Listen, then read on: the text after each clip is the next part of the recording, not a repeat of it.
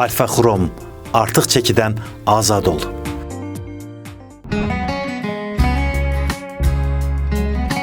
Yaponlar niyə uzun ömürlüdülər? Onlar nə yeyib içirlər ki, xəstələnmirlər?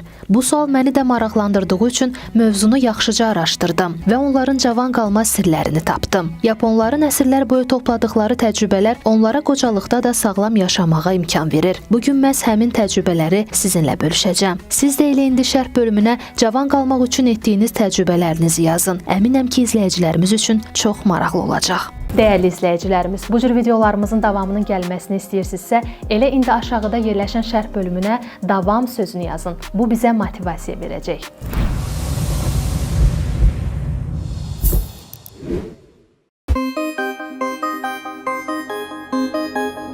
Ən uzun ömürlü insanların yaşadığı ölkələr siyahısına uzun illərdir ki, Yaponiya liderlik edir. Günəş ölkəsinin hər 4 sakinindən birinin yaşı 65-dən yuxarıdır və onların 60 mini 100-ü atlayıb. Qocalma prosesinin tədqiqi ilə məşğul olan alimlər bunun səbəbləri ilə maraqlanıblar. Məlum olub ki, daha az xəstələnmək və uzun yaşamaq üçün bəzi qaydalara əməl etmək lazımdır. Yeri gəlmişkən Yaponiyada bu qaydalar qeyri-adi bir şey deyil. Hər kəsin normal yaşamının bir hissəsidir.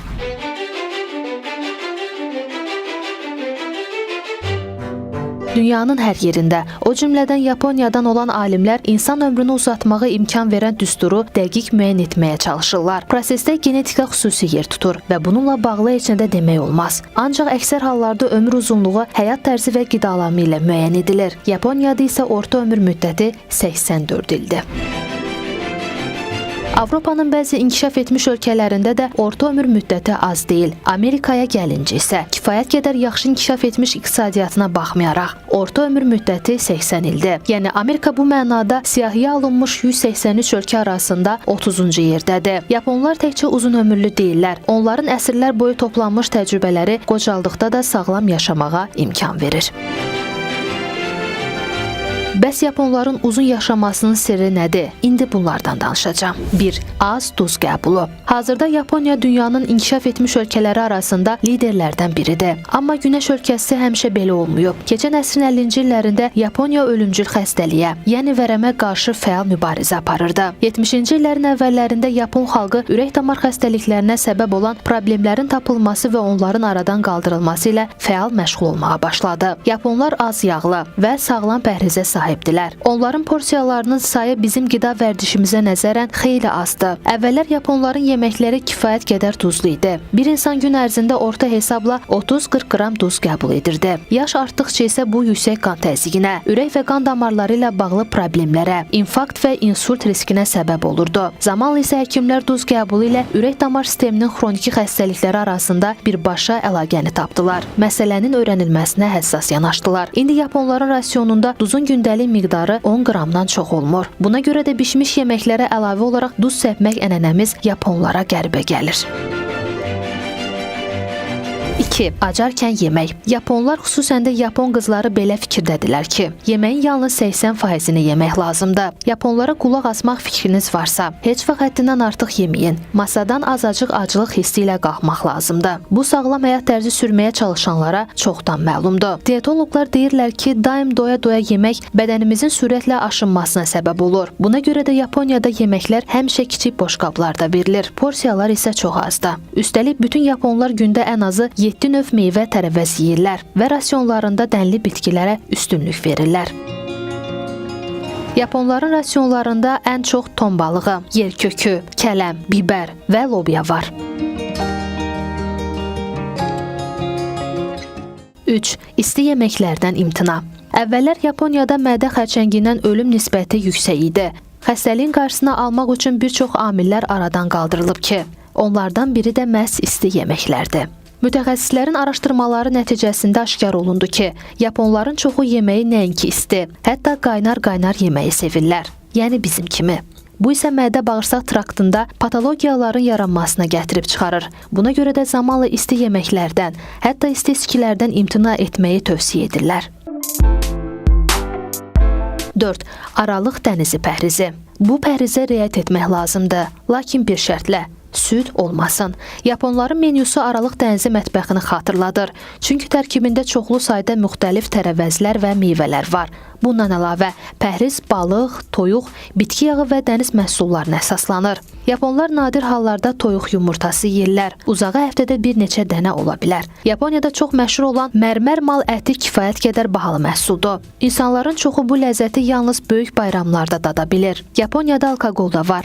Lakin sakinlər ondan çox istifadə etmirlər. Yapon mətbəxində şəkər, süd, qatıq və süddən hazırlanan pendirlər və buna bənzər məhsullar yoxdur. Günəş ölkəsinin sakinləri adi pendir əvəzinə soya pendirindən, yəni tofudan istifadə edirlər. Bitki mənşəli zulallar orqanizm tərəfindən zəif mənimsənildiyi üçün çox faydalı olmasına baxmayaraq, Yaponiyada xüsusi üsulla fermentasiya edilir. 5. Yemək bişirmə qaydaları. Yaponiyada qızardılmış yeməklərə nadir hallarda rast gəlinir. Əlbəttə ki, qızartmasız mümkün deyil. Yaponiyada qril aparatına bənzəyən bir cihaz var. Bu masanın ortasına qoyulmuş metal korpusdur. Xüsusi yerləşdirilmiş qaz ocağının köməyi ilə qızdırılır. İncə dilimlənmiş tərəvəzi və əti bu dəmrə düzürlər. Bişən kimi isə yeyirlər. Bu da onların kebabıdır. Yapon mətbəxində daha çox qaynadılmış və buxarda hazırlanmış yeməklərə rast gəlirsiniz. Bu ölkədə balığı incə dilimlənmiş, yarım bişmiş halda yemək adətdir. Bayaqda qeyd etdiyim kimi, boşqablar balaca, porsiyalar isə kiçikdir. 6. Aktivlik. Fiziki fəaliyyətsiz heç nə yoxdur. Yaponiyada gəzinti çox populyardır. Enerji və güc verir. Ölkənin əksər sakinləri tərəfindən həyata keçirilən səhər məşqləri də orqanizmə faydalıdır. Hər səhər radioda gimnastik hərəkətlərə təşviq edən proqramlar yayımlanır. Yaşlar üçün onurğa sütununu düzəltmək adlı proqram və ya ümummilli hərəkət var desəm, yanılmaram. Gənc ikən düz duruş saxlamaq çox vacibdir. Bu qanın bütün orqanlara düzgün axımını təmin edir və ciddi xəstəliklərdən uzaq durmağa kömək edir. Burada da fiziki aktivlik sizin işinizə yarayır.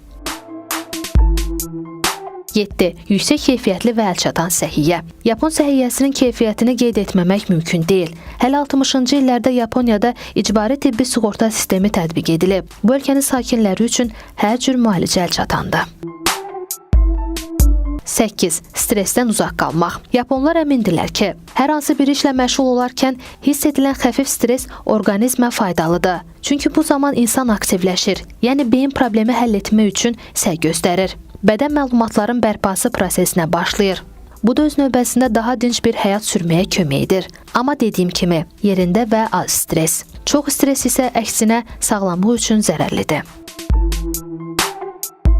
9. Daha az depressiya. Yapon alimlər depressiyadan uzaq olmağı insanlara tövsiyə edirlər. Depressiyanın ən yaxşı müalicəsi tez-tez gülümsəmək, həyata pozitiv baxmaq, pozitiv insanlarla ünsiyyət qurmaqdır.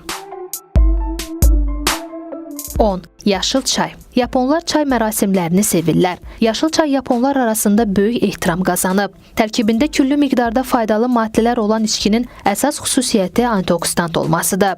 Bütün bədənə kompleks şəkildə təsir edən yaşıl çay dərinin vəziyyətini, ümumi rifahı yaxşılaşdıra bilir. Çayın xassələrindən biri də orqanizmdən toksinləri çıxarmaq və metabolik prosesləri yaxşılaşdırmaqdır. Bu da yaşıl çayın orqanizmə xüsusən müsbət təsir göstərməsinə kömək edir. İçkinin komponentləri bir çox xroniki xəstəliklərin inkişafının qarşısını alır, iltihablanmanı aradan qaldırır. Yaşıl çay sakitləşdirici kimi də çıxış eləyir, yorğunluğu azaldır, gümrahlıq verir. Sidik-qovucu qabiliyyəti sayəsində şişkinlikləri yox eləyir, böbrəklərin işini yaxşılaşdırır. Bu müalicəvi içkinin orta səviyyədə istehlakı ürək-damar sisteminin fəaliyyətinə müsbət təsir göstərir. Ateroskleroz riskini azaldır və qan damarlarının divarlarının elastikliyini artırır. Yaşıl çaya yasəmən çiçəkləri də əlavə etdiyinizdə pis xolesterinin əmələ gəlməsinin qarşısını da almış olursunuz.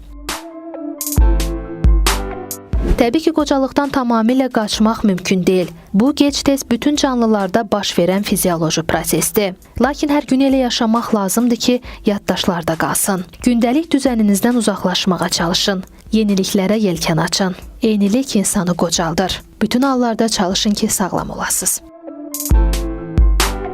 Belə dəyərli izləyicilər, bugünlükdə bizdən bu qədər. Videolarımızın davamının gəlməsini istəyirsinizsə, aşağıda yerləşən bəyən düyməsinə basmağı və kanalımıza abunə olmağı unutmayın. Bizi həmçinin YouTube-dan, Facebook-dan, TikTok-dan və Instagram-dan da izləyə bilərsiniz. Bir bax yazıb axtarış verməyiniz kifayət eləyir. Növbəti videolarımızda görüşənədək. Hələlik.